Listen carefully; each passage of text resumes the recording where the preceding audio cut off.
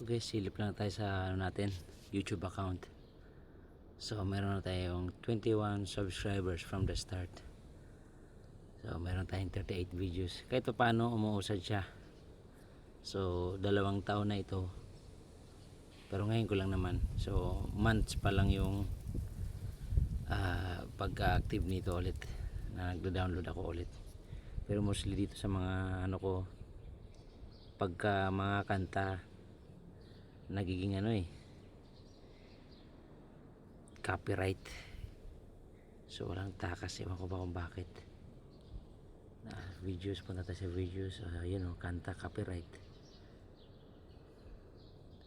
Basta kanta, copyright. Ito naman basketball.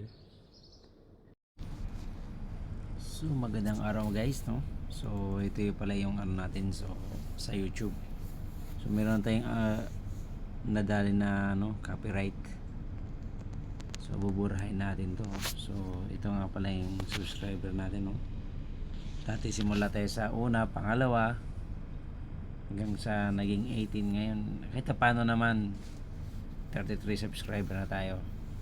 So mayroon tayong 78 videos, pero magbubura tayo sa na-copyright. Ito yung problema natin ngayon, no. Burahin natin yan. Sige, burahin naman natin.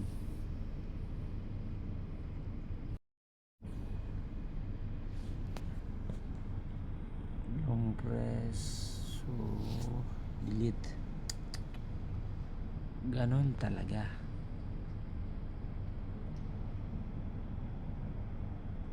Delete na. So meron pa tayong dito, copyright ng iba, pero music kasi ito eh. Ito kahit simple lang, music pa rin, copyright pa rin. So siguro magbago na lang tayo ng content. Pag music, di ko kasi alam kung paano hindi magka-copyright eh. Iba naman background music lang, pero copyright pa rin dahil sa background. Yung walang background na music, okay naman. Yung iba talaga hindi. Ilan tong copyright, puro music to. So ang tanong ko na lang kaya dito, paano kaya mag-upload ng hindi makapiright? Kasi yung iba naman, syempre mga banda talaga, hindi ko alam kung nakaka-copyright ba o meron silang technique kung paano hindi makapiright ng YouTube. O kahit sa TikTok to, copyright pa rin eh. So yun lang guys, kung meron mga technique, baka pwedeng pakisabi na lang, o matuturuan kami kung paano. Alright, thank you for watching. Comment down below.